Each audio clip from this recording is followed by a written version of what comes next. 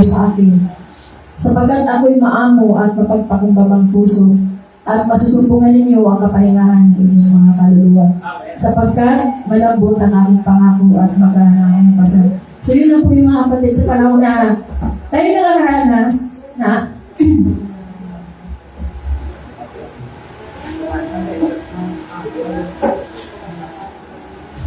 Amen. Nainisip natin na ang bigat-bigat.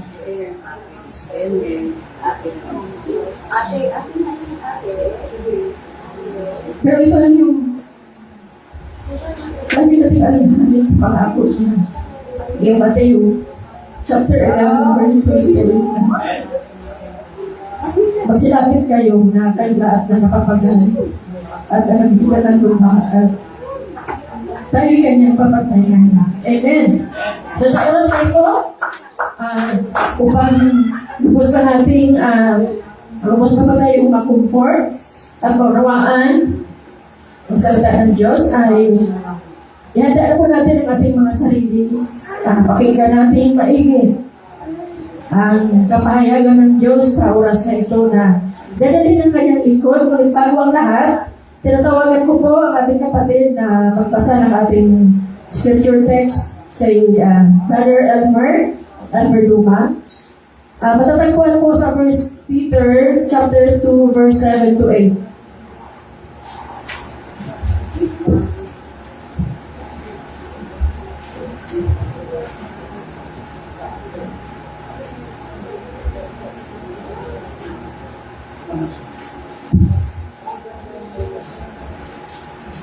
Okay, makibukas po tayo sa ating Bible sa 1 Peter chapter 2 verse 7 to 8. Sabi po dito, kaya nga, mahalaga siya sa inyong mga sumasampalataya sa Kanya. Ngunit sa mga hindi sumasampalataya, natutupad ang mga ito. Ang batong itinakwil ng mga tagapagtayo ng bahay, ang siyang naging batong pundasyon. Verse 8, at ito ang batong katitisuran ng mga tao.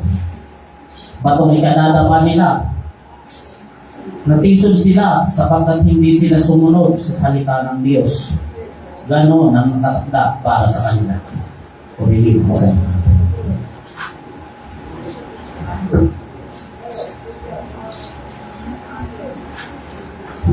Lagi po ang pagpapala sa pagmamasa ng salita ng Diyos. At sa oras na ito,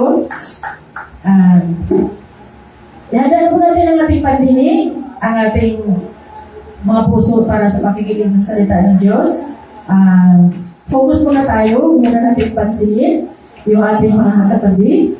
Kaya natin pansinin. So, hayaan na natin na yung kaisipan natin, yung mga puso natin, ay focus natin kay Lord. At sa oras na ito, purihin ng Diyos sa kanyang lingkod na patuloy niyang ipinapadala sa atin. Walang iba po, Pastor Dulce Mendez.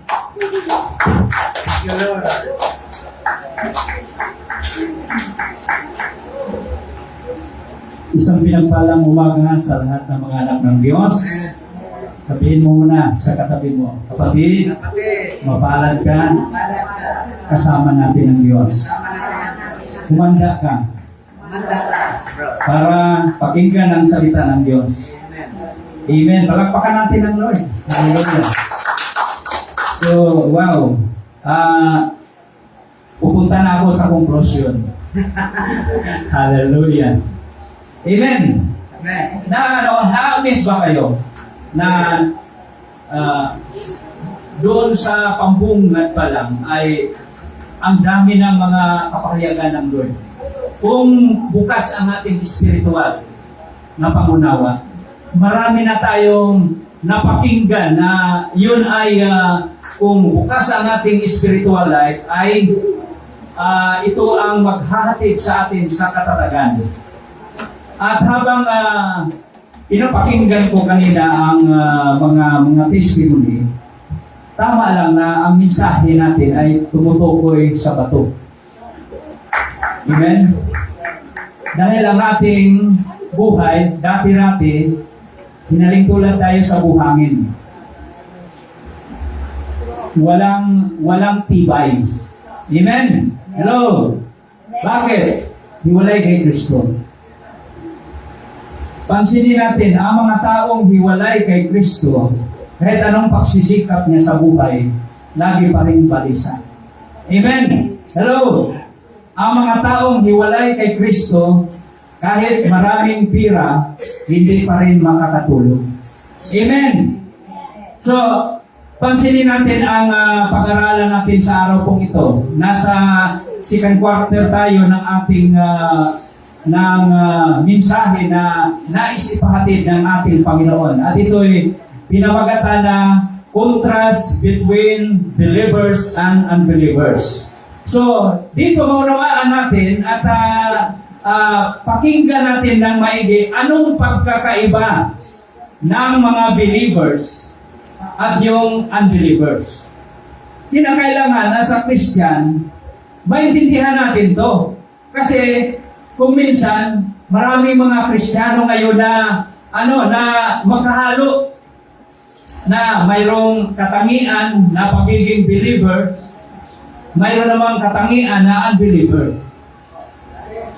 Depende sa connection mo sa Diyos. Amen? Kaya, yung contrast between believers and unbelievers. So, dito po tayo pumalaot sa mensahe na yan at makikita ninyo, sundan ninyo sa diyan sa pag-aaralan natin na konteksto. Pero bago yan ay gusto ko lang basahin yung nasa itaas sa verse 4 kasi habang nakapakinig ako ng mga testimony kanina, ito ang nagbukas sa akin habang tinitingnan ko yung banal na kasulatan. Sinabi dito sa verse 4, 1 Peter chapter 2 verse 4, ang sabi diyan, na kayo'y magsilapit sa Kanya na isang batong buhay na sa katotohanan ay itinakwil ng mga tao, datapwat sa Diyos ay hirang na mahalaga. Napakinggan natin kanina ang mga testimony. Mali ba ako? Ako ba ay hindi karapat-dapat? Di po ba? Kung minsan ay dumarating ang mga kaisipan na yan na pahatid doon sa mga nangyayari sa araw-araw. Amen? Kaya, depende sa response natin. Kung ano ang iniisip mo at pinanghawakan sa panahon ngayon, ganon ang iyong pagkatao. Kaya, napakahalaga na maunawaan natin, nasa Panginoon pa ba ako? Araw-araw ba ay nakakunikta ako sa Lord? Araw-araw ba ay nagtiwala ako sa Panginoon? Dahil napakalinaw yung sinabi dito na kayo'y magsilapit sa Kanya na isang batong buhay. Alam niyo ba yung batong buhay? Na mensahe na ito. Kahit nung anniversary natin, di ba? Kung napakinggan natin ng maigi ang yung hatid na mensahe. Ang kahalagahan sa buhay Kristiyano ay yung naunawaan natin ang mensahe ng Lord. Kahit simba ka ng simba, pero hindi mo inuunawa ang salita ng Diyos, paglabas mo yan, para ka pa rin mag-aapuha. Lalo ka ngayong magkaroon ng kagulumihanan.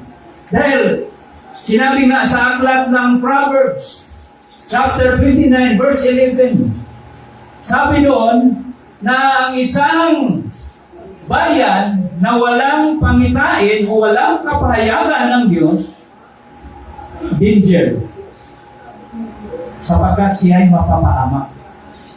Amen. Ilan bang mga Kristiyano ngayon na araw-araw ay hinahanap ang mensahe ng Lord?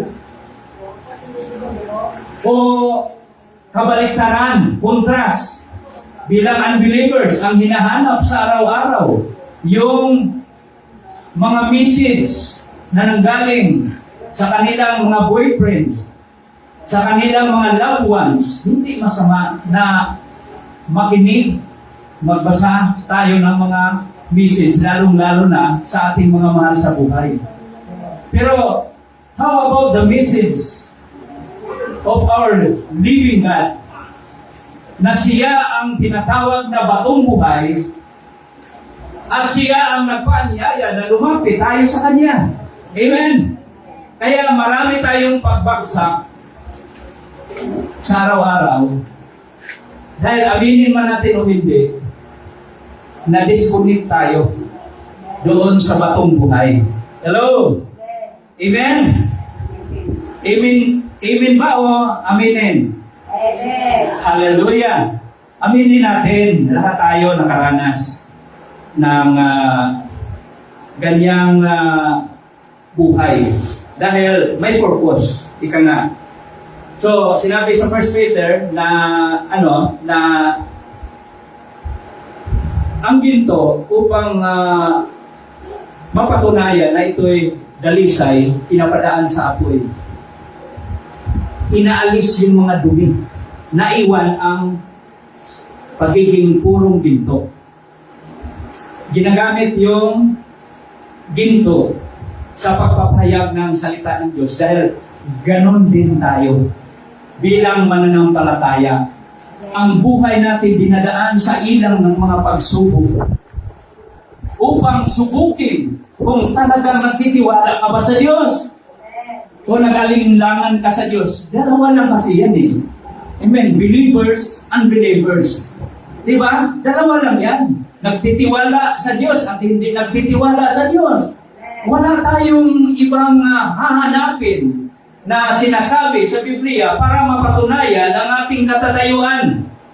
Bilang mga mananampalataya, dalawa lang yan.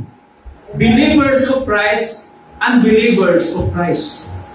Kaya, pag-aralan natin ang mga talatang iyan kung paano, kung saan tayo napabilang.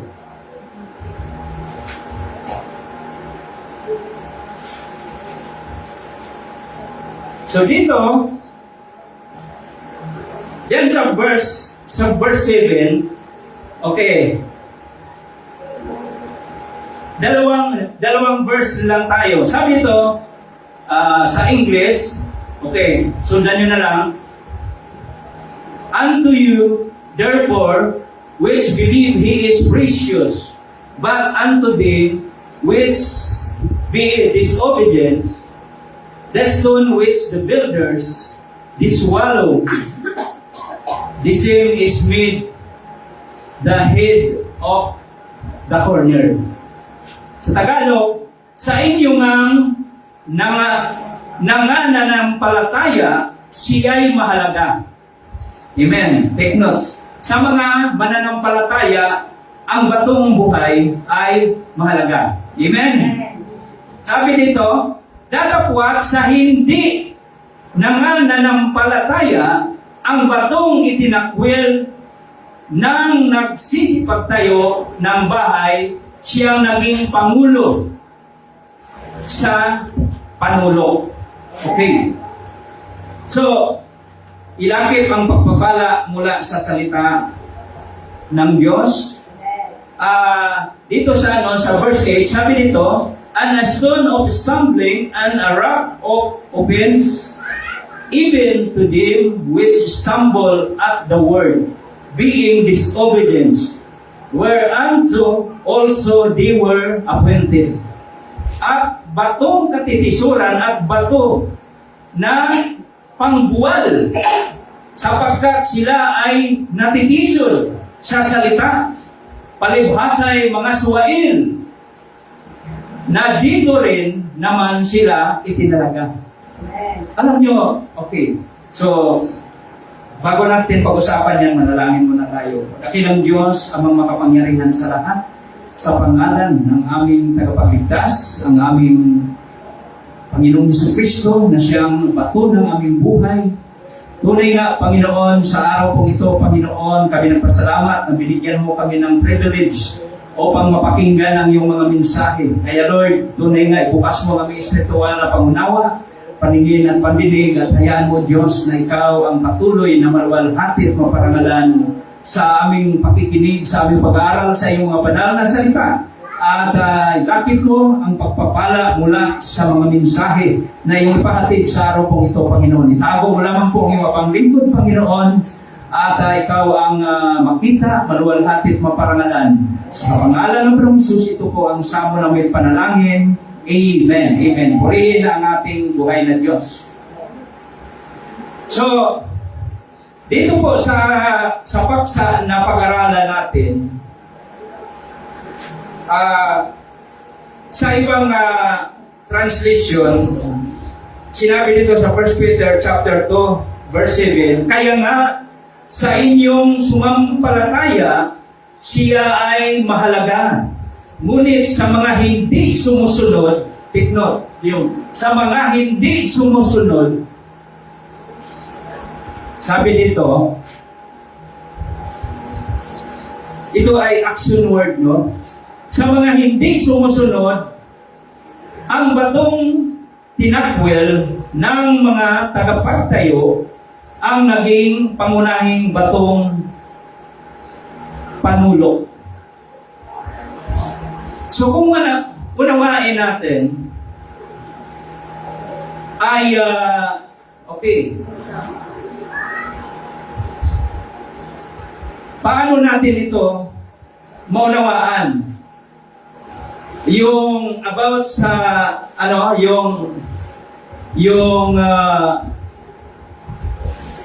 batong katitisuran.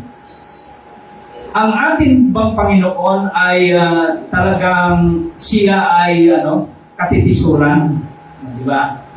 Kasi ang tinutukoy na bato diyan ay si Jesus. Amen. Pero doon sa mga hindi sumusunod kay Jesus, si Jesus din ang nagiging dahilan kung bakit sila nasadlak sa kaparusahan. Bakit? Si Jesus laging nanatili na siya ang buhay na bato. At mayroong kinakailangang pagpili na gagawin ang bawat isa sa atin. Hello? Kaya believers, unbelievers. Yung pagiging believers, choice mo yan. Hello? At maging yung pagiging unbelievers, choice mo rin yan. Saan man sa dalawa ang pipiliin mo, yun ang kahahantungan ng buhay mo. Amen? Madali ba natin maunawaan? Di ba? Napakadaling unawain. Kung sino ang sinusunod mo, ganun ang buhay mo. Kung ang sinusunod mo ay ang panulok na buhay na bato na walang iba kundi si Kristo, magtatamo ka ng pagpapala at kaligtasan ng iyong buhay. Amen. Pagpapalain ka ng Diyos. Subalit, kung ang pinili mo naman ay yung hindi pagsunod sa ating Panginoon, ay sinabi dito sa huling dito sa verse 7, sabi dito, ang batong tinakwil ng mga tagapagtayo ang naging pangunahing batong panulok.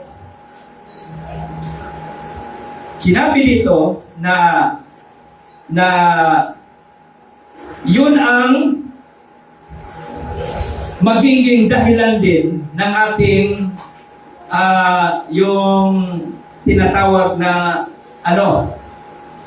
pagkabagsak. Stone of stumbling ay tumutukoy ito. This refers to something that causes a person to trip or fall. Figuratively, meaning something that hinders or obstruct someone's spiritual progress or faith. Sa mga katuwid mga kapatid, yung pagpinili natin ang hindi sumunod sa ating Panginoon ay yun ding nakilala natin na ang Panginoong Hesus na siyang batong buhay at siyang ating tagapagligtas ay siya din ang magdadala sa iyo doon sa kahihinatnan mo. Kaya nga, depende nga sa response. Depende sa pagpili mo. Kung pinili mo na manatili sa ating Panginoon, and then ikaw ay pagpapalain. Kahit maraming pagsubok, pagtatagumpayan mo. Amen?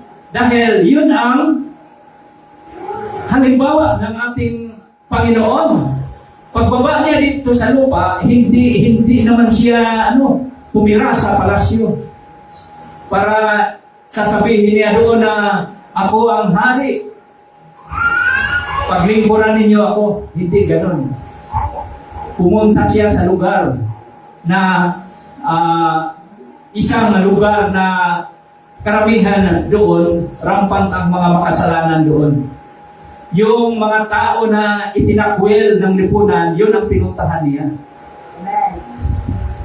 Kaya, ibig sabihin, pinatay niya ang kanyang desire para sa kalayawan ng mundo. Para masunod ang ipinapagawa ng Lord. Tayo ba ngayon ay ang desire ba natin, Lord, let your will be done.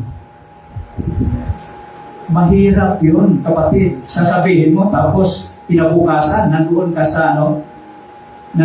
sa kalikuan na pamumuhay. Maraming mga kaya ingat tayo sa ating mga testimony. Amen. Di ba? Maraming mga testimony na kinakain ulit. Huwag tayong magiging aso. Sinabi yan sa si Pedro din yung nagsabi diyan sa Second Peter na ang aso ay nandoon yung talagang kalikasan niya na sa kanyang sinusuka ay binabalikan niya at kinakain. Ganon ang mga mananampalataya na matapos ipahayag yung kabutihan ng Diyos ay bumabalik sa pagkakasala. Kaya sabihin mo sa kapatid mo, huwag kang maging aso. Amen? Palakpakan natin ang Lord. Kinakailangan ay manatili tayo sa batong buhay. Walang iba kundi si Kristo kasi siya ang magdadala sa atin hanggang langit. Amen? Hindi naman yung mga lasinggo ang magdadala sa atin doon sa masasarap na pulutan. Aso pala yung pulutan. Ikakapahamak natin yun. Amen? Kaya, mga kapatid, napakahalaga ang panahon ngayon na maintindihan natin ang pinapagawa ng Lord sa atin. Yun po ang explanation sa tinatawag na stone of stumbling. So, tandaan natin ang tinatawag na stone, walang iba kundi si Jesus. Diba sa unang quarter, Christ the living cornerstone. Siya ang buhay na bato. Amen. Pag-aralan na natin yan noon. Kaya, di ba, masarap mag-aral na lagi tayong bumabalik sa grade 1. Ganon po ba? Napag-aralan na noon, pero nakalimutan natin, balikan natin ulit. Matagal pa tayo mag-graduate, kapatid. Kaya, pag sinabi mo, bakit ang tagal ng panahon? Di ba? Sana, doon ako sa langit para wala ng problema. Ganun ba tayo? O talagang ayaw natin umalis sa mundo kasi nandito pa ang ating mga tinatangkilik, di ba? Maraming mga tao na ayaw pa umalis sa mundo. Pero tatanungin ko kayo, gusto na bang umalis dito sa lupa? Kita nyo, hindi kayo makasagot. Amen? So, kasi marami pa tayong naguluminganan. Hindi pa malinaw ang ating direksyon ng paglilingkod sa Panginoon. Para maging malinaw yan, alam niyo mga kapatid, ako purihin ng Diyos dahil simula nung inihayag ng Lord ang mga mensahe na ito sa personal na buhay ko, nasasabi ko talaga sa sarili ko, kahit saan mo ako dadalhin, Lord, dalhin mo na ako. Kung hindi dito, dalhin mo ako sa mga lugar kung saan magagamit mo ako. Kasi kung minsan dumarating sa buhay ko na marami din akong katanungan. Bakit sa kabila ng aking pagpursige, marami pa rin hindi naniniwala sa akin? Lalong-lalo na ang masaklap kung ang sambahayan mo hindi naniniwala sa iyo. Di po ba? Masakit ba yun? Masakit yun kasi naranasan ni Jesus yun. Ang kanyang kapatid ay pinagtatawanan lang siya. Amen? Nabasa ba ninyo yun? Kaya maranasan natin lahat yan. Pero ang dapat panghawakan natin, tayo'y manatili sa buhay na bato. Amen. Sapagkat ang Diyos ay hindi siya nagbibiro ng kanyang pagtawag sa atin. Yes, marami na tayong mga naranasang pagsubok, masakit. Parang hindi tayo makamove on, no? Hanggang ngayon ba, hindi pa kayo makamove on? Hello? Amen. O, yan. Purihin ang Diyos. Inaamin. Hanggang ngayon, hindi pa makamove on. Nawa ay masumpungan natin ang Lord. Kasi hindi nangahulugan na nandito ka ngayon sa simbahan ay nasa Panginoon ka na. Kasi ang katunayan ng iyong pagiging nanatili sa Panginoon, nasa loob yun. Hindi mo siya nakikita literally. Mapapansin mo na lang yan sa araw-araw na pamumuhay, kung paano ka namuhay, kung paano ka lumakad bilang mga hinirang ng Diyos. Sa iyong pananalita, sa iyong mga isip, mga plano, kung ito ay laging nakaugnay sa pagkatawag ng Diyos sa iyo, ay hindi na ikaw ang magsabi, totoong Kristiyano yan. Hindi lang dahil palaging nagsisimba, kundi yung araw-araw niya na pamumuhay, nakikita si Kristo. Amen? Hello? Hindi ba natin pinapangarap, kailan kaya makita si Kristo sa buhay ko? Kasi iba ang nakikita ng kapitbahay ko sa akin. Diba? Kung minsan ay nagiging dahilan pa tayo ng mga katitisuran, no? May mga pag-uugali tayo, iba-iba yung pag-uugali natin, madaling magalit, madaling magtampo, at tinatanim pa, talagang inaalagaan pa eh. Sino yung nag-alaga dito hanggang ngayon ng sama ng loob? Aminin natin. Pwede naman natin aminin yan. Mayroon ba dito? Yes. Hindi ka mapalaya kung hindi mo yan aaminin. Dahil ang tunay na pagbabalik loob sa Diyos ay totally surrender sa Lord. At talikuran niya ang mga bagay na yun at sumunod sa Panginoon. Kaya marami tayong struggle. Yun ang hindrance ng paglilingkod sa Panginoon. Walang iba kundi yung kasalanan. Tapos mga tuwiran pa tayo, hindi naman ako ang nangunguna eh.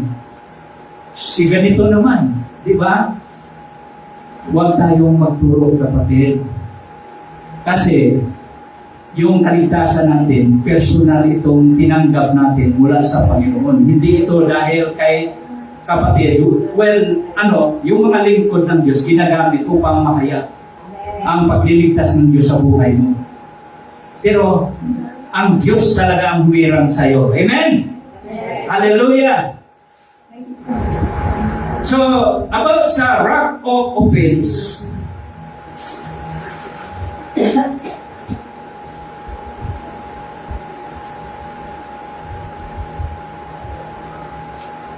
sabi ito, this term emphasizes the offense or rejecting that some experience when confronted with the truth, particularly the teaching of Jesus or the gospel.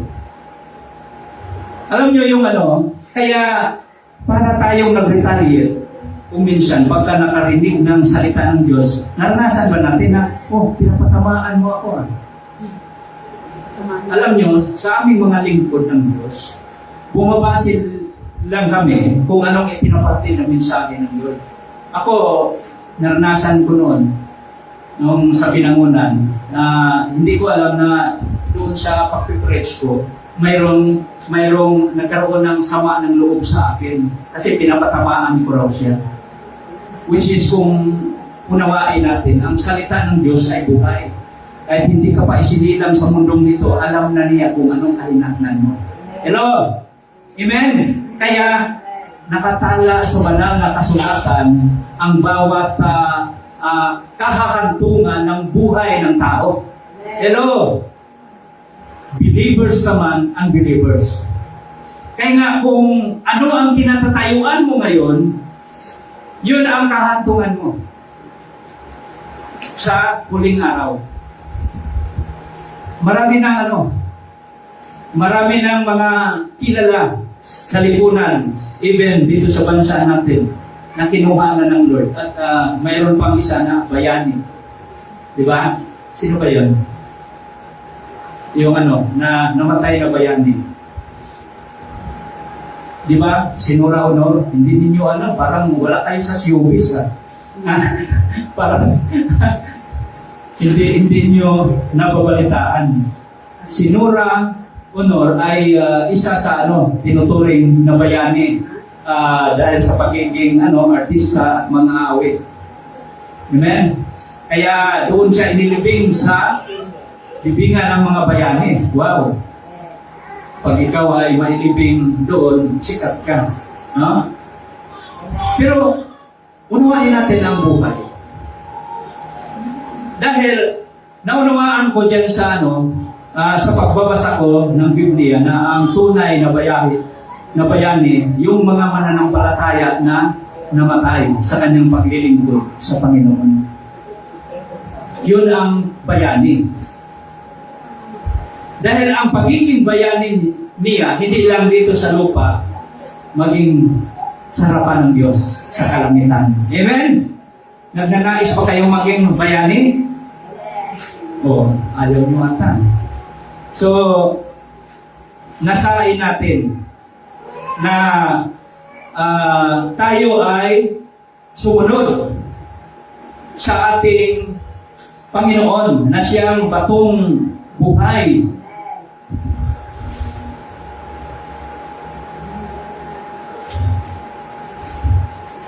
So dito po ay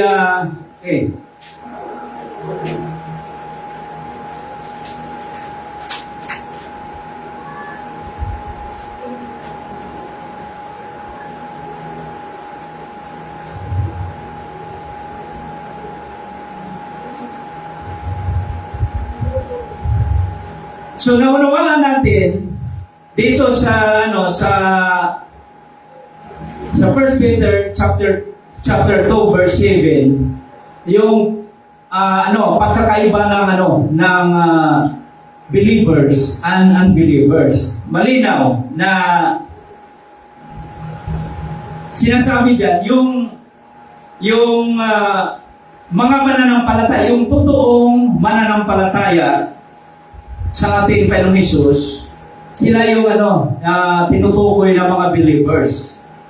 Pero tandaan natin na maraming nagsasabi na sumasampalataya pero hindi ko makita sa gawa. Ang Lord din ang naghahayag na ang sabi niya kung ano ang puno, yun din ang bunga. Amen? Kung halimbawa, ang puno ay punong-puno ng pag-ibig, dapat ganun ka rin. Simple lang, no? Pag ikaw ay may pag-ibig, gawan mo ng mabuti ang iyong kapwa. Amen? Yun. Diba, ang bunga ng Espiritu, unang-una, yung pag-ibig. And then, alam nyo yung mga kasunod nun, yung 8 doon, ay yun na yun ang magiging klase ng pamumuhay mo. Yan ang tinatawag na believers of Christ. Ipamuhay yun. Dalawin ninyo ang Galatians chapter 5 verse 22 hanggang 23. 23, yan. Dalawin ninyo yun. Kasi doon ipinapahayag kung ano ang magiging katayuan ng mga believers. At dito naman sa unbelievers, ang mga unbelievers, ito yung mga mareklamo. Ayaw sumunod kung walang gasolina. Di ba? Di ba? Ito yung mga bayaran na mga Kristiyano. Ay hindi natin masabi na na Kristiyano, kaya nga tinatawag na unbelievers. Tumitingin lang sila kung anong makukuha sa church. Alam niyo, ang paglilingkod sa Panginoon, natutunan ko na ang paglilingkod sa Panginoon libre. Pero ang Diyos ang gagawa sa iyo upang matustusan ang iyong panangailangan. Amen? Magmula pa noon hanggang ngayon, ay ang Diyos ang gumagawa sa buhay natin. Kinakailangan lang na makita natin to. Kasi pag hindi natin to makita, ay magkaroon tayo ng kabalisahan. Ano na ang gagawin ko? O, di ba? So, sinabi sa aklat ng Hebreo na the righteous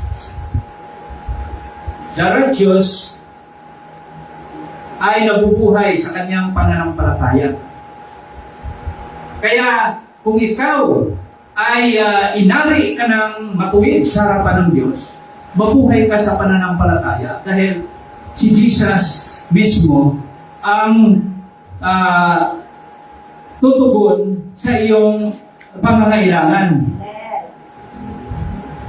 Di po ba? Kung minsan nga, sa simpleng karamdaman, magtatanong pa tayo, ano ang gagawin ko? Pag ikaw ay nakasandig sa batong buhay, alam mo na ang gagawin mo. Hindi ka na magtatanong sa iba. Ano ang gagawin ko? Tinuturo na sa atin. No? Huwag kayong mabalisa tungkol sa anumang bagay. Sabi, hingin ninyo sa Diyos sa pamamagitan ng panalangin na may pasasalamat. At ang di malirik na kapayapaan ng Diyos ang siyang mag-ingat sa inyong puso sa pamamagitan ni Kristo Jesus. So yun po yung kasagutan sa ating mga katanungan. So kinakailangan mag-level up tayo. Amen? Kasi yung sandigan natin, batong buhay. Ibig sabihin, hindi buhangin. Ang buhangin ay yan sa mga unbelievers. Parang Kristiyano, pero nakatayo ang kanyang pananampalataya sa buhangin, hindi sa bato. Hello? Kinakailangan mag-level up ang ating pananampalataya.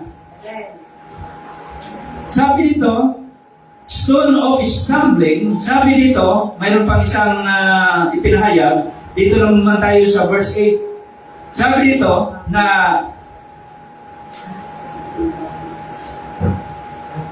stone of stumbling and a rock of offense to those who reject Him. This means that those who disobey God's word and refuse to believe in Jesus will stumble and fail because of their disobedience. Alam nyo, sa ating mga desisyon sa buhay ay mahirapan tayong magdesisyon at iisipin natin kung tama ba ito, mali ba ito, kung ikaw ang nagdesisyon lang sa sarili mo. Pero kung ikaw ay magsasubmit sa batong buhay, o iba kundi si Jesus, tuturuan ka niya. Bibigyan ka niya ng wisdom. Ipapaunawa niya kung ano ang dapat maging desisyon mo. Pero maunawaan mo lamang, mapakinggan mo lamang ito kung ikaw ay babad sa salita ng Diyos. Dahil ang Diyos ay nangungusap sa pagitan ng kanyang mga salita. Ay paano na ang buhay sa pagiging Kristiyano natin na nakarinig lang tayo ng salita ng Diyos pag linggo. Yung araw ng Lunes hanggang Sabado ay sa mundo. Word of the word ang ating napapakinggan. So kung anong lagi mong napapakinggan sa araw-araw, ang magiging bunga ay ganun ka. Halimbawa, okay, sino yung laging nanonood ng sports, basketball. Ngayon, uso yung panonood ng basketball. Diba? Kasi pakinabang din yan. Pero napapansin ba ninyo kung minsan may mga Kristiyano na ipinagpalit ang pagsamba sa Diyos doon sa sports, basketball. O, tapos mga ngatuwiran pa yan. Kailangan din yan ng ating katawan. Exercise din yan. Well, tama. Pero ang mali doon, hindi mo inuuna ang Diyos. Amen? Napapanahon ngayon yung mga activity sa labas ng bansa. Kaya nga, maraming nagpupunta sa Boracay, sa mga magagandang beach, pagdating ng linggo. Pero yung para sa Panginoon ay iniiwanan nila. Amen. Yun ang nakaugnay sa pagiging unbelievers. Kahit sabihin mo na tinanggap mo na si Kristo, pero ang attitude mo hanggang ngayon ay unbelievers pa rin. Bakit? Imbes sumunod sa Panginoon, sumunod ka sa takbo ng mundo. Amen. Kailangan natin mag-sacrifice dahil ang ating Panginoon nag-sakripisyo para sa atin, para sa kaligtasan natin. Huwag nating ipagpalit si Jesus sa ating mga trabaho. Di ba? Kung minsan, pinapanalangin natin, Lord, bigyan mo ako ng trabaho pagka may trabaho na. Oh, paano to? Hindi ako makadalo, may trabaho ako. Di po ba? Napapansin ba natin yan? Oh, sino ang napaparangalan nun? Kung baga, sa paraphrase, no? Nung ikaw ay wala kang trabaho, diba, sa Panginoon, nung ikaw ay wala kang trabaho, ay nanalangin ka, humingi ka sa akin, binigyan kita. Ngayon may trabaho ka na, iniwan mo na ako. Amen? Lahat tayo mga kapatid, tinuturuan ang ating mga atensyon. Kasi yung contrast between believers and unbelievers, hindi natin maipangalandakan na nagsisimba ka tuwing linggo pero Lunes hanggang sa mundo ka. Alam nyo, ang paglilingkod sa Panginoon, bawat sandali yan. Halimbawa, nagtatrabaho ka Lunes kasi may pasok ka. Yung pagtatrabaho mo ay ang unang amo mo, ang Diyos. Kaya magiging tapat ka sa iyong employer. Kasi kung hindi mo yun maunawaan, hindi malinaw sa iyo na ang unang employer mo ay ang Diyos kasi siya ang tumitingin sa atin. O, itong anak ko na to. O, tapat sa kanyang pagtatrabaho. Kahit wala yung amo, gumagawa. Ay pagka hindi ganon ang buhay mo, kahit Kristiyano ka, nagbubulakbol ka naman doon sa trabaho mo, tinitingnan mo lang kung nandyan yung amo mo, pagka wala ay nagsusugal ka o natutulog ka. Ibig sabihin, hindi mo pa rin masasabi na ikaw ay believers of Christ. Amen! Huwag nating ipapalit ang ating trabaho o ang ating negosyo sa pagsunod sa kalooban ng Diyos. Huwag nating hintayin na maging huli na ang lahat. Amen! Maraming mga tao, sa kanila ako maglingkod sa Panginoon pagka establish na ang aking hanap buhay, ang aking negosyo. Kasi kung aalis ako, malaking kawalan sa akin yung kita. Diba? Kung minsan ganun ang ini-inject ng Diablo sa atin kasi ang Diablo nag-inject yan ng pera. Pansinin nyo noong tinukso si Jesus. Diba? 3 bisis na tinukso si Jesus. Yung isang pagtukso ng Diablo, sabi niya, nakikita mo ba yan? Lahat ng kayawanan sa mundo. Akin yan. O, inaangkin niya, no? Nagsisinungaling ko eh. Akin yan. At kung ikaw ay sasamba sa akin, bibigay ko sa iyo lahat yan. Nakikita ba ninyo yan? Katulad yan sa mga trabaho natin, negosyo ngayon. Ilalatag ng kaaway yung malaking pagkakitaan mo. Pero the question is, legal ba yan? Hindi ba mapabayaan ang ating paglilingkod sa Panginoon? So, yun po yung kinakailangang maunawaan natin. So dito, tayo rin ang magiging dahilan ng ating pagbagsak, depende sa ating pagpili. Sabi dito sa verse 8, the verse implies that their disobedience is a choice. And they are ultimately responsible for their own spiritual downfall. Anong ibig sabihin nito? Kaya nga pag ikaw ay nag-disobey sa Panginoon, kung anong mangyayari sa buhay mo, hindi mo maisisi yun sa kapwa mo. Sasabihin mo, dahil kay kapatid, ako ay sumama ang loob ko. Dahil kay kapatid, ako ay nandito ngayon. Laging malungkot, laging galit. Di ba? Hindi ko maituro na gano'n kasi pinili mo yan eh. It's a choice. Kung pipiliin mo na magalit ka sa kapwa mo, pinili mo yan. Pero ano ang tinuturo ng Diyos sa atin, sa mga believers? Kung ikaw ay magalit, iwasan mong magkasala. Agad mong pawiin sa iyong puso ang iyong galit. Yan yung attitude ng believers. Hello? Nandyan pa tayo? Amen? Nakarelate ba tayo? Kasi ang tinitingnan natin dyan, yung attitude ng believers at attitude ng unbelievers.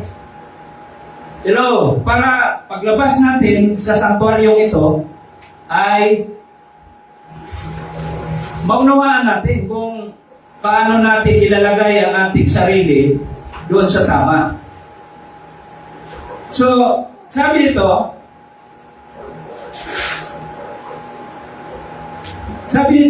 na yung disobedience is a choice and they are ultimately responsible for their own spiritual downfall.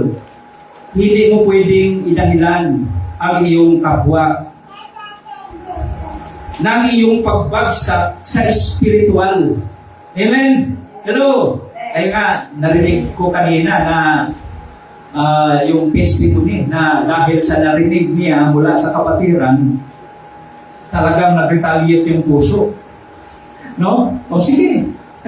Hallelujah! Praise the Lord! Di ba? Napapansin ba natin? Pero desisyon mo yun eh. Inaalaw lang yung mga bagay na yun, even sa kapatiran, para masubok ang iyong emosyon. Manatili ka ba sa pagiging believers? Kung sa believers na ang pinili mo, Word of God ang magpapaunawa sa iyo. Na huwag mong pansinin ang gumagawa sa iyo ng masama. Bagkus ipanalangin mo sila na sila'y pagpalain. Yamang tumanggap ka ng pagpapala. Di mo ba? Word of God. Nasusulat. Hindi yung na mag-retaliate ka tapos yun ang dahilan ng na ikaw ay nawala na. Gusto niyo bang mawala sa Panginoon? Hello? Gusto ba nating mawala sa presensya ng Lord? Hindi na. So, piliin natin yung pagiging believer's attitude. Amen? Bagamat naranasan niya natin, kaya maging aral yan sa atin. Amen? Hello? Kaya, sinabi sa aklat ng Isaias na ang mga mananampalataya ay bigyan ng panibagong lakas ng Lord tulad ng agila. Kahit lilipad sila ng lilipad, hindi mapapagod. At katulad ng usa, na kahit tatakbo ng tatakbo, ay hindi panghihinaan. Amen? Ganun ang pahayag ng Diyos sa mga believers. Kaya huwag nating piliin na tayo magdesisyon para magpadala sa mga pagsubok. So, aral yan sa atin. Sabi dito, hindi mo pwedeng idahilan ang iyong kapwa ng iyong pagbagsak sa espiritual. Alam nyo yung buhay ni Jonas, yung pagiging disobedience niya, ano ang nagiging resulta? Sumakay siya sa barko at pumunta sa direksyon na hindi yun ang inuutos ng Lord. So, sa gitna ng karagatan, nagkaroon ng malakas na bagyo, unos. Amen? At alam ni Jonas na dahil sa kanyang pagdisobey, hello, kaya muntik nang may madamay doon sa pagiging disobedience ni Jonas, yung mga tripulante sa barko. Kaya yun din ang dahilan para manalangin ang mga tripulante dahil noong naunawaan nila na si Jonas yung dahilan kung bakit nagngangalit ang karagatan, ay sinabi ni Jonas, itapon niyo ako, ihagis niyo ako sa karagatan. Alam niyo na yung paraan ni Jonas, imbis sumuko na sa Panginoon kahit nandoon lang sa barko, gumawa pa rin siya ng sariling hakbang. Nagdesisyon siya at inutusan niya ang mga tripulante, ihagis ninyo ako sa dagat. So, ang iniisip niya, yung panahon na yun, nasa gitna siya ng depression. Hindi niya alam ang gagawin niya, kaya ang final na decision niya, ihagis niyo ako sa dagat. Paraan niya yun. Ngayon, ayaw naman na magiging kriminal ang mga tripulante, kaya gumawa din sila ng sariling paraan. Pilit nilang iniwas doon sa unos ang barko nila. Pero kahit anong pag-iwas nila, hindi nila magawa. Alam nyo ang nangyari? Sa aklat ng Jonas, chapter 2, basahin nyo na lang yan pag may time kayo. Alam nyo yung nangyari ay sinunod yung inutos ni Jonas na ihagis. Pero bago ihagis sa laot si Jonas, nanalangin muna ang mga tripulante. Sabi niya, Yahweh, huwag nyo kaming pananagutin sa taong ito. At huwag niyong ituring na kami mga kriminal sa taong ito dito sa gagawin namin. Yamang ay ito ang inuudyok mo sa amin na gagawin. Pwede mo, nag-udyok na ang Diyos. Pero lahat nga may purpose. Amen.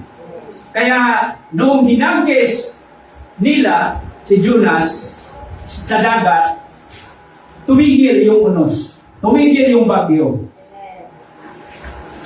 Pansinin nyo,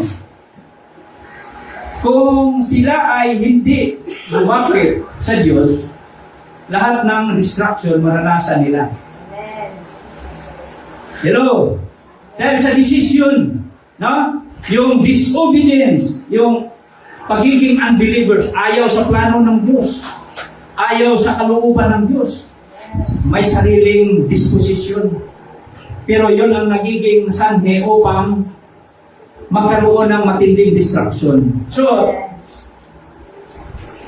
isang aral na pag ikaw pala ay nanalangin sa Panginoon, kahit nandoon ka lang sa barko, huhupa ang karagatan. Pero, alang-alang sa mga tripulante para sila ay magkaroon din ng aral na wala palang ibang pananampalatayanan kundi ang Diyos na si Yahweh. Kaya ginawa din nila ang kanilang part.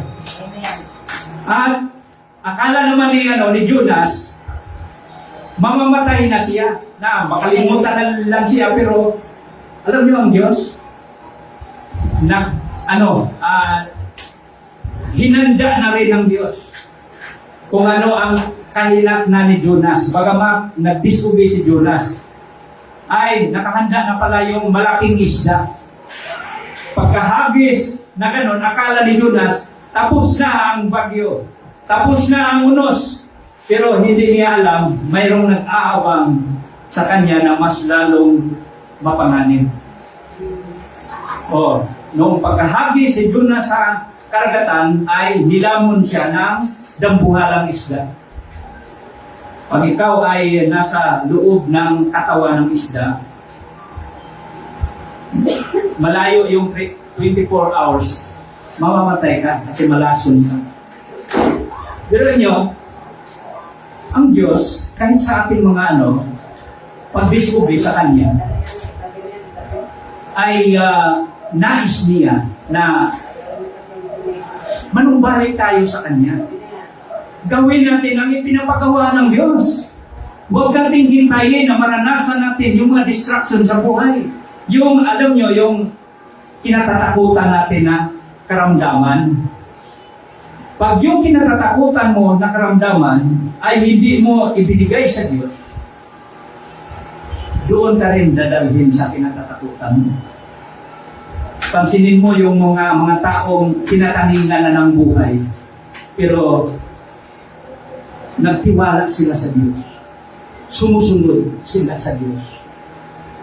Binigyan pa ng extension ang kanilang buhay. May purpose yun para ipatutuo ang kabutihan ng Diyos sa ating buhay. Ganon din si Jonas. Actually, kung basahin natin yung buong istorya na yun, si Jonas, saka siya nag-surrender sa Panginoon nung nandoon na sa kailaliman ng karagatan. Habang nasa tiyan ng isda, doon siya nagpakumbaba, nag-surrender sa Lord. Yung kanyang pananampalataya mas lalong tumibay kasi wala na siyang pag-asa. Kaya dahil nalugod ang Diyos, dahil sa panunumbalik ni Jonas, ay iniluwa si Jonas doon sa dalampasigan. Palakpakan natin ang Diyos. Naranasan pa natin na kung minsan ay nilulundin tayo ng mga kabigatan sa araw-araw na wala ka ng ibang paraan. Yung lahat na nasa kapaligiran mo, pinagtatawanan ka. No? Si Jesus, ganun din yung naranasan ni Jesus. Pero hanggang kamatayan sa krus, hindi siya sumungko. Amen! So, purihin ng Diyos at tunay nga na ang aral na ito, mga kapatid, sa buhay ni Jonas at sa buhay ng alibughang anak, ay magkahawig. Di ba ang alibughang anak na ginawa din niya ang ayon sa gusto niya, pero noong nawala yung kayamanan niya, nagutom siya, at yun ang nagiging dahilan na pagpakumbaba niya. Pag-amin niya sa kanyang ginawa sa kanyang ama, at siya ay umuwi. Alam niyo yung pag-uwi niya, sabi niya na, Ama, huwag mo na akong ituring bilang iyong anak. Kasi ang anak, tagapagmana yun, no? May mga katulong pa eh. Pero sa kanyang sarili, huwag mo na akong ituring na anak. Ituring mo na lang akong bilang isa sa iyong mga alipin. Wow! Yung pagpakumbaba, anak ka. Tapos ipaturing mo yung sarili mo bilang alipin. So, ganun ang pagsasalarawan sa atin. Hanggat hindi natin itinuturing na tayo ay tagasunod ni Kristo, hindi mababago yung buhay mo. Kasi ang gagawin mo, yung sarili mong desisyon. Amen? Pagpakumbaba, pag-amin, at pagsisimula muli sa pagsunod sa ating Panginoon. Yan ang attitude ng believers.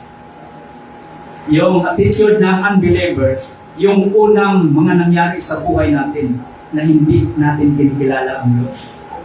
Si Jonas, bagamat lingkod ng Diyos, pero naranasan niya na mag-disobey, nagiging attitude niya unbelievers. Pero maraming distraction. No?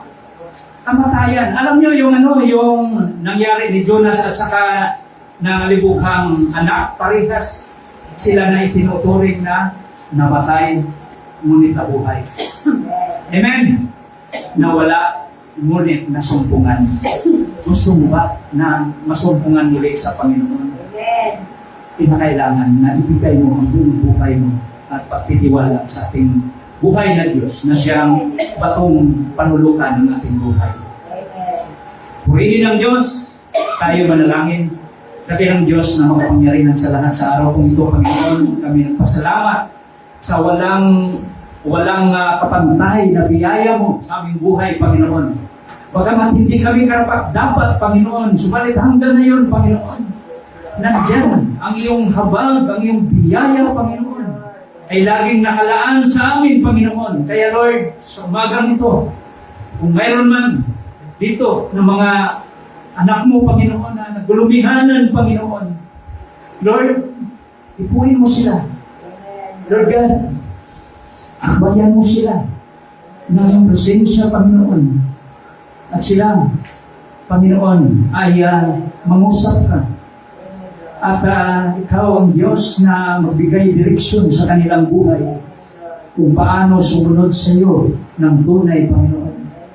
Sa kabila ng mga pagsubok, Panginoon, kami ay tinuturuan mo na maging matatag, Panginoon. Sapagkat ang katatagan mo, Diyos, ang siyang sandata namin, Panginoon, upang makatagal kami sa aming paghihintay sa muli mong pagbabalik, Panginoon. Pagpalain mo ang bawat isa, Panginoon, at sumagana ang iyong biyaya, ang iyong pagpapalat, kasaganaan, lalong-lalo na sa buhay ng mga anak mo, Panginoon, sa panahon ito. Muli, O Diyos, ay tanggapin mo ang lahat ng papuri, pagsamba sa pangalan ng Panginoon Jesus. Amen. Amen po rin ang Diyos. God be the glory. Sige po, tuloy-tuloy na tayo. Yung Bible.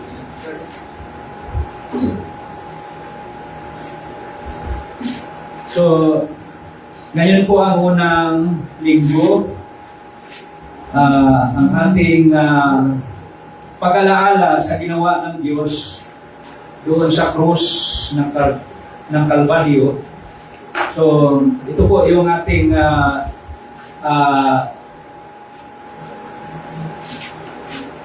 celebration sa banal na hapunan.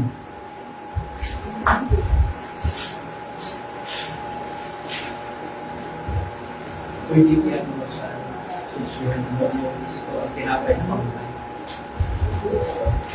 Okay. Sige po, at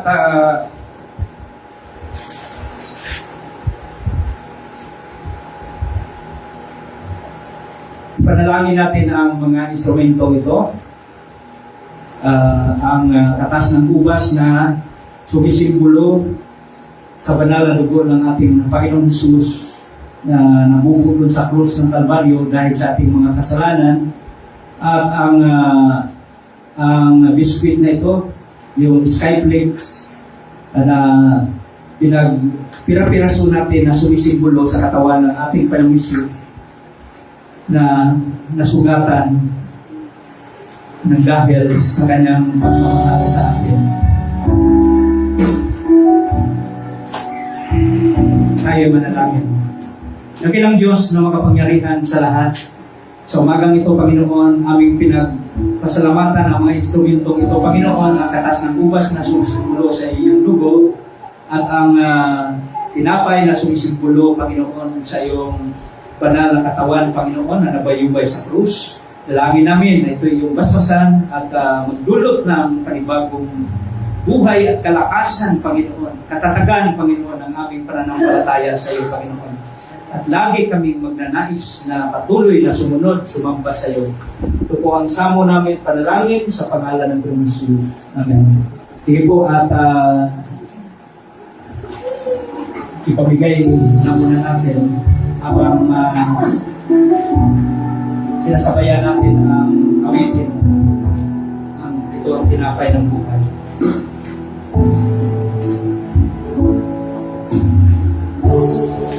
Ang tinapay ng buhay,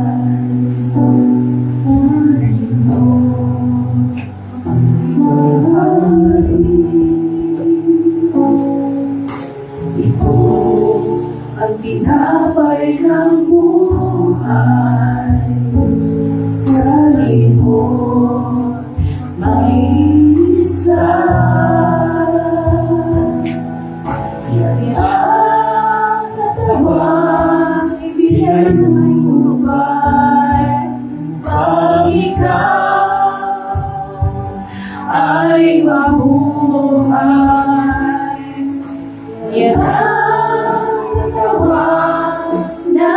hirap upang iyong ramdam ang buhay na walang hanggan.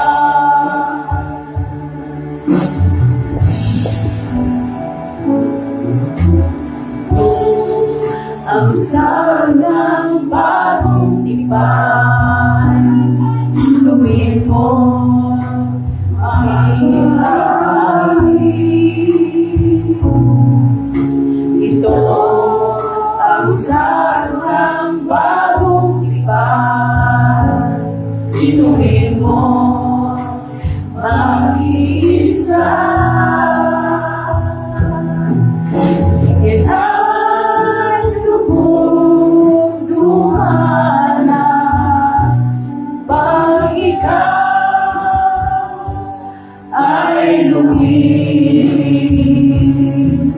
Yan ang dugo ni Cristo na para sa iyo doon sa Kalbaryo ay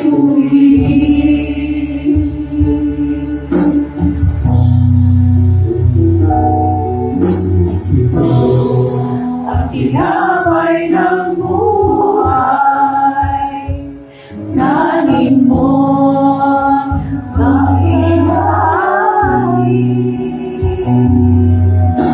Ito ang tinapay ng buhay, kanin mo mag-isa.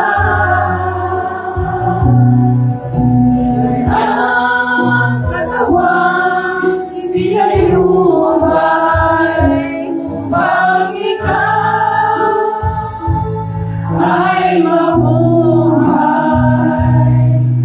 Yan ang katawang naghirap upang iyong kamtan ang buhay na walang hanggan.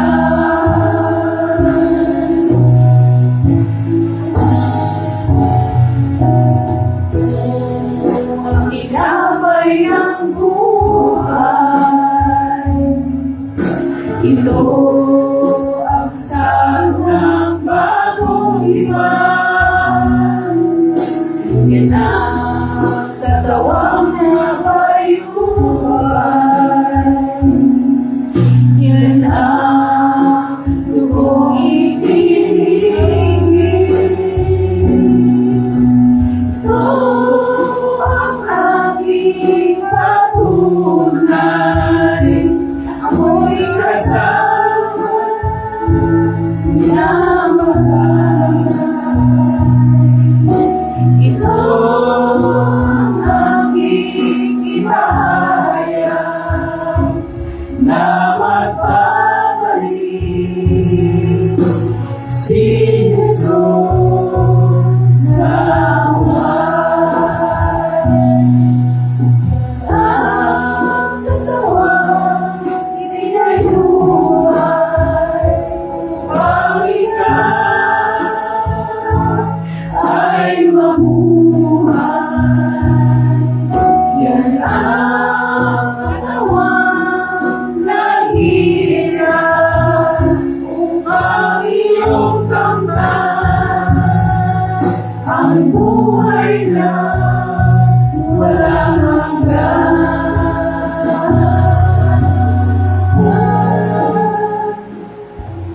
Ang iyong kamtan ang buhay na walang hanggan.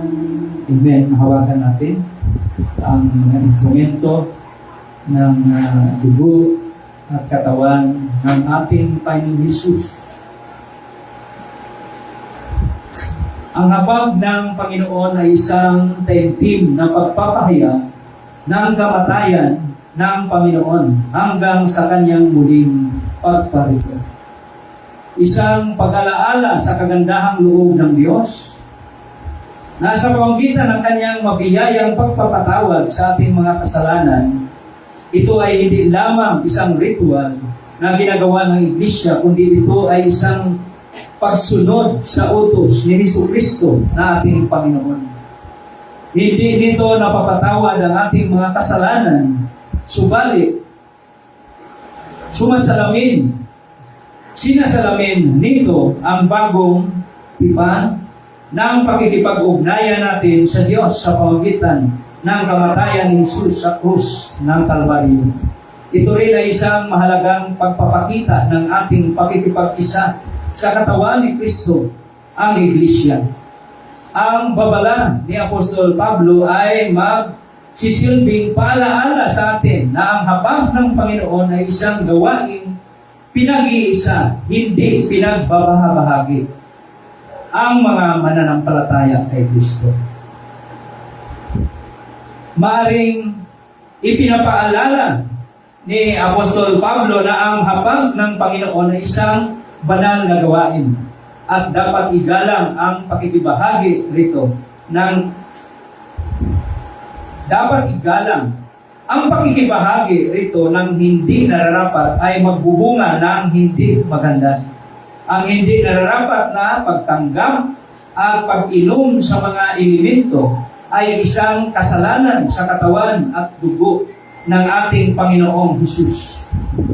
Dahil dito, kinakailangang salisikin natin mabuti ang ating sarili upang ating matiyak ng buong kamalayan na tayo'y karapat-dapat na sumalo sa banal na hapag ng ating Panginoon. Mga kapatid, ay mayroon pong paalala ng ating kamanggagawa na si Apostol Pablo na kung sa panahon natin ito ay mayroon pa tayong mga natitira na mga hindi naisuko sa Panginoon sa sandaling ating pananahimik na ilang segundo ay isuko natin sa Panginoon at humingi po tayo ng tawag sa Panginoon.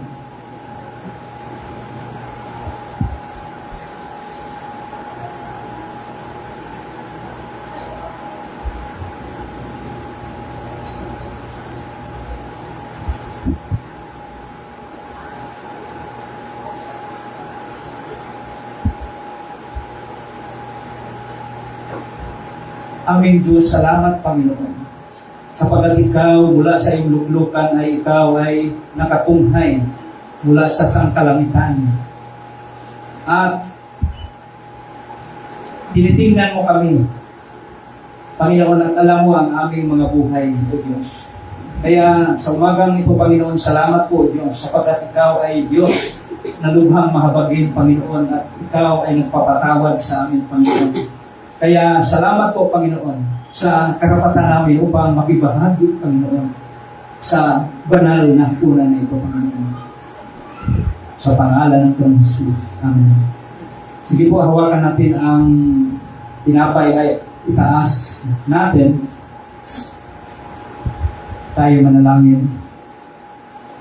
Panginoon naming Diyos, lubos ang aming pasasalamat sa iyong dakilang pagmamahal sa amin. Bagamat kami po ay hindi karapat-dapat sa iyo, minarapat mo pa rin kami maging mga anak mo sa pamamagitan ng pagkamatay ni Jesus sa krus ng Kalbaryo para sa ikapagpatawad ng aming mga kasalanan. Dalangin po namin na sa amin pagtanggap sa katawan ni Jesus na napayubay sa krus, patuloy po inyong pag-alapin ang aming mga puso sa pagpupuri sa iyo. Pagpalain mo po ang tinapay na ito upang ito ay magiging pagpapala sa bawat isa sa amin. Sa pangalan ni Jesus, sabihin natin, Amen. Sapagkat ito ang turo na tinanggap ko mula sa Panginoon at ibinigay ko naman sa inyo. Noong gabing siya'y ipinagkanulo, ang Panginoong Hesus ay dumampot ng tinapay.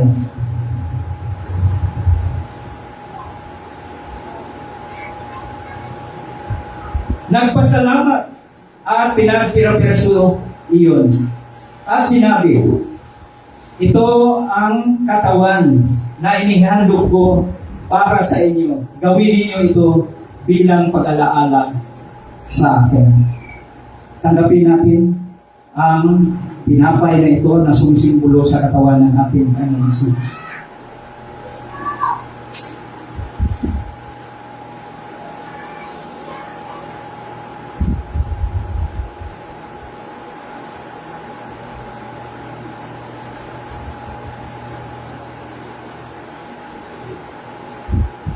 Huwakan po natin ang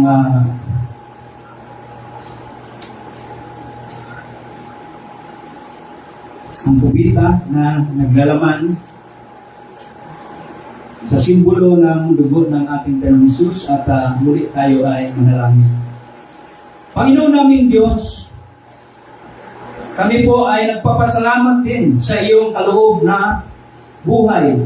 Ang dugo ni Hesus na nabubo sa krus ng Kalbaryo ang siyang naghuga sa aming mga kasalanan upang kami maituring mong mga anak. Inihandog po namin sa iyo ang aming mga pagsamba at pasasalamat bilang isang haing buhay para sa ikaluluwalhati ng iyong pangalan. Habang patuloy po namin ipinapahayag ang iyong kaharian at ang iyong muling pagbabalik. Ito po ang aming dalangin sa pangalan ni Jesus. Sabi natin, Amen. Matapos maghapunan, dumampot din siya ng kupa.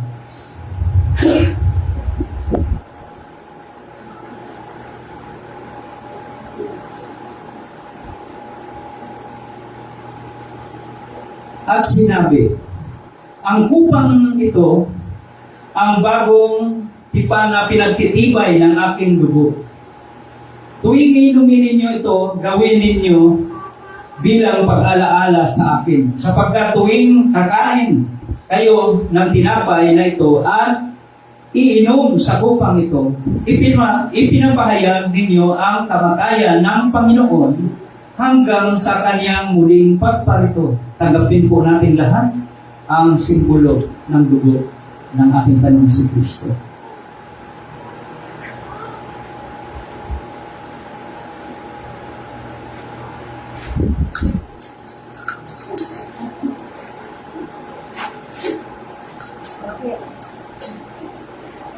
Tayo manalangin, magpasalamat. Dakilang Diyos na makapangyarihan sa lahat, salamat po, Panginoon, sa katagumpayan ng aming mga buhay. Dahil Ikaw ang aming Diyos na buhay na bato, Panginoon, na aming sinusundan, Panginoon, at pinaglilingkuran, Panginoon. Kami nagpasalamat, Panginoon, sapagkat kami ay iyong kinahabagan, Panginoon, at patuloy mong ipinarana sa amin ang kasaganaan ng biyaya at pagpapala.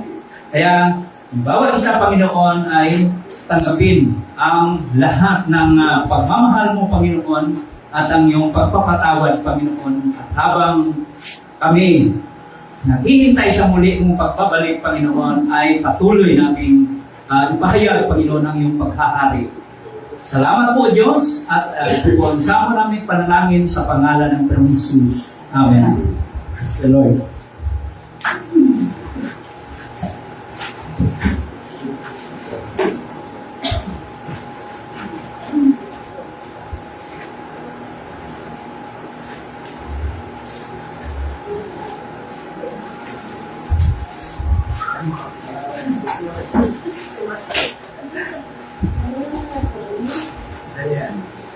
Salamat sa Diyos. Dumako na po tayo sa isa pang gawain ko ng yung ating pagbibigay ng ating mga handog. Ang pagbibigay lang tayo sa isang pamumuhay ng pananampalataya.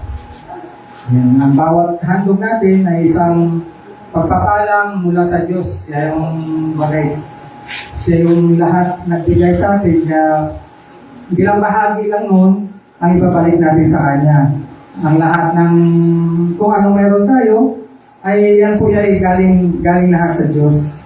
So tayo ay tagapangasiwa lamang ng mga biyaya na galing sa Panginoon. Ang pagbibigay lang tayo sa isang pagpapakita ng ating pananampalataya sa Diyos na siyang lahat ay nanggagaling sa Kanya. Basahin natin doon sa mga Kawikaan chapter 3 verse 9 hanggang 10.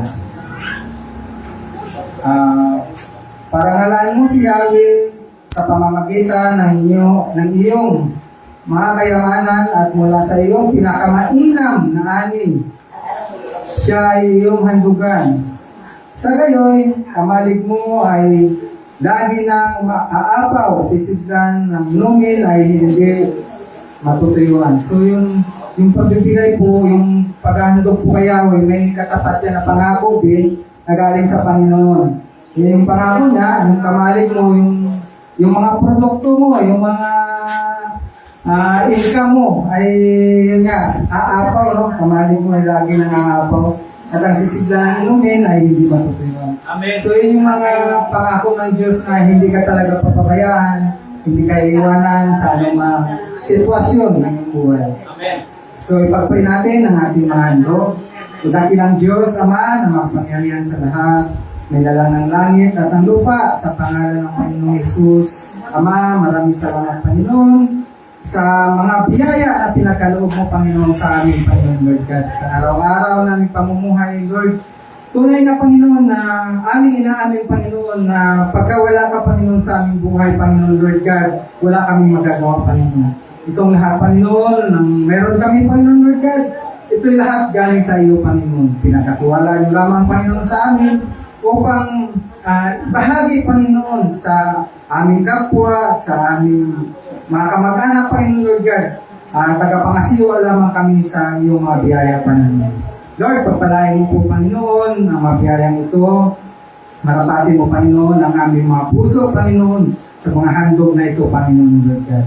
Muli, Panginoon, maraming salamat, Panginoon, at pagpapalain mo, Panginoon, ang bawat isa, Panginoon Lord God. Muli, Panginoon, tanggapin mo ang ating papuri, pagsamba at pasasalamat sa pangalan ng Panginoong Hesus. Amen. Amen.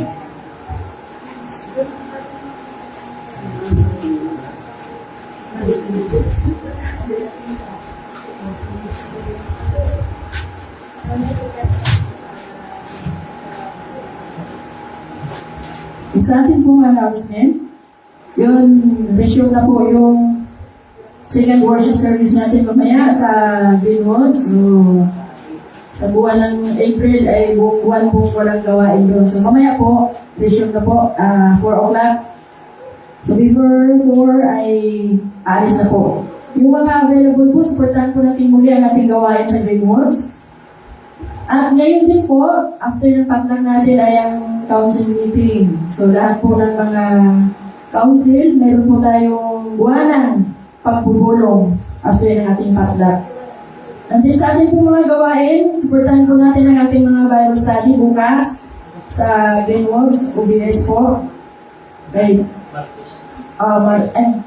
Hindi ko pa lang pala tayo yun. Martes pa na. Martes po ay yung OBS ko sa Gladiola at kay Brother Samuel at gabi. Sa gabi naman kay sa tahanan nila ni Sister Letty. Miyerkules, titignan na natin din po yung advice natin kay Ma'am Yasmin kung tuloy po yung natin sa Miyerkules. Then, o sa women's, then nakaschedule po yata siya bukas na operahan. So, yun, sama-sama din po natin pag-pray yung success na operation ni Ma'am Yasmin.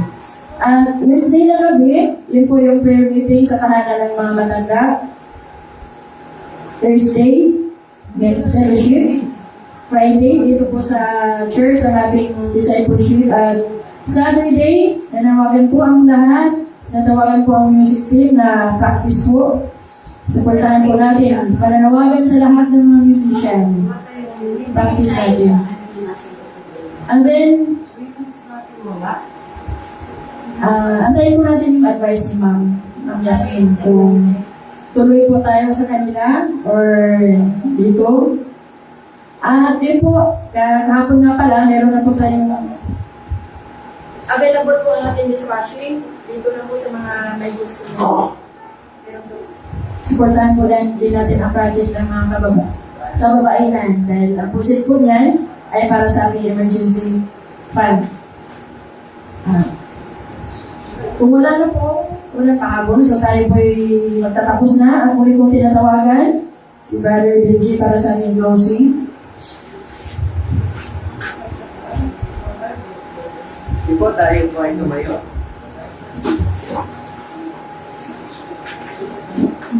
Amang banal kami o Diyos, nagpapasalamat Panginoon sa biyaya ng iyong yung sa amin Panginoon, kung saan tunay nga Panginoon ay Kami, Panginoon, ay iniwalay mo na, Lord God, sa sanlibutan, kung saan, Lord God, tulungan mo kami, Panginoon, mamuhay, Panginoon, sa kabanalan, sapagkat ikay banal, Diyos. At salamat sa mensahe mo, salamat sa lingkod mo, Lord, na nagpapahagi. Salamat, Lord, sa lahat-lahat ng tumayo sa iyong harapan, Panginoon. Salamat, Panginoon, sa iyong, Panginoon, araw-araw, Panginoon, na pag-iingat, kagabay, pagtuturo, Panginoon, sapagkat tunay nga, O Diyos, na kung kami niwalay sa iyo, Panginoon, wala kami magagawa. Turuan mo kami, tulungan lagi magpakumbaba, Panginoon, magpahinuhon. Tulungan mo lagi kami, Panginoon, na lumakad sa iyong mga salita sa sanlibutan ito, Lord God, sapagkat ang sanlibutan ito, Diyos, ay pinag-aharian ngayon ng kadiliman, ngunit, Lord, kami hiniwalay mo na at kami magdadala ng liwanag, Panginoon, sapagkat sinabi mo na maging ilaw at asin kami, Panginoon, sa sanlibutan ito, Lord God, sapagkat ikaw ay ilaw, Panginoon. Kaya salamat po, Diyos, kung saan, Lord God, kami nasa dating kadiliman, ngayon ay nasa iyong liwanag na, Panginoon.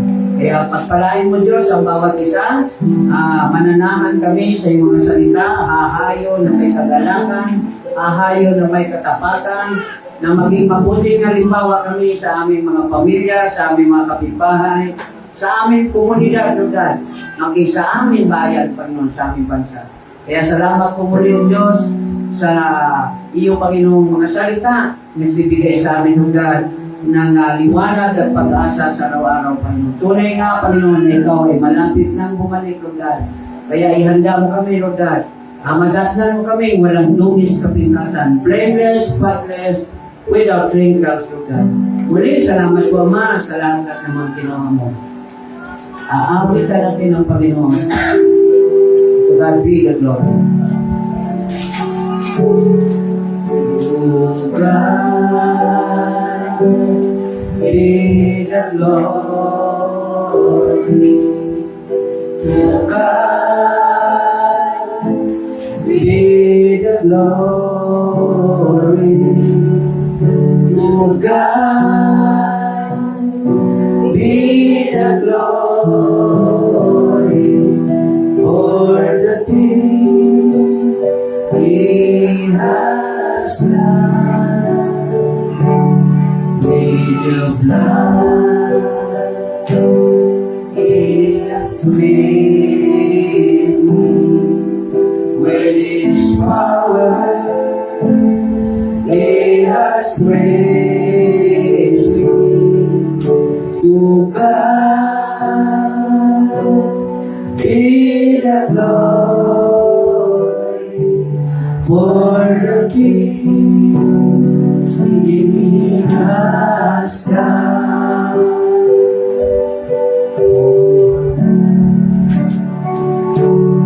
For thine is the kingdom and the power and the glory forever.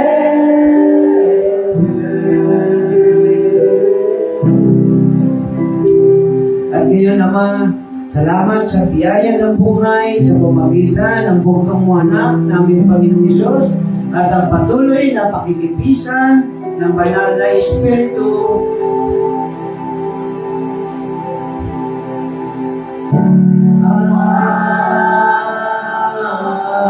Amen.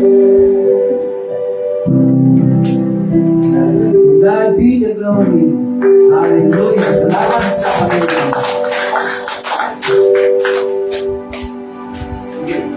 Ito, ayos natin yung ating mga upuan. Tayo po ay sama-samang kakain.